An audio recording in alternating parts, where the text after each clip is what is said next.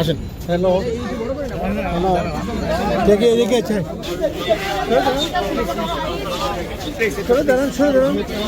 এখন আসছে, সময় নাই।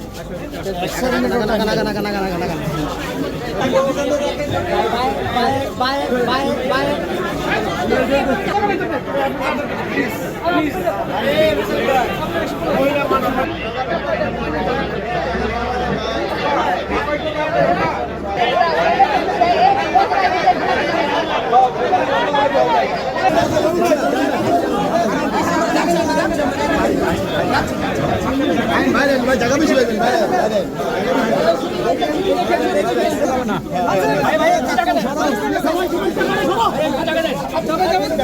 আপনারা জায়গা দেন।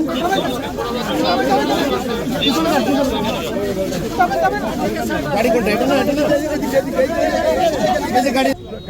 কোনটা অল্প, কিন্তু বিষয়টা গুরুত্ব।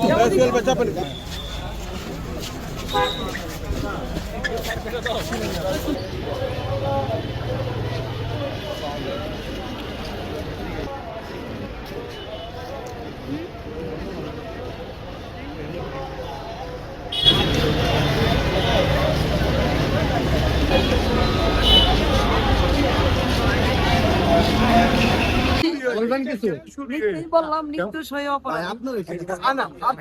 সবসময় নারায়ণগঞ্জে আমি যখন প্রতিবাদ করেছি সর্বক্ষণ হত্যার বিরুদ্ধে, অত্যাচারের বিরুদ্ধে, জুলুমের বিরুদ্ধে, তার আজকে আমি কি অপরাধী?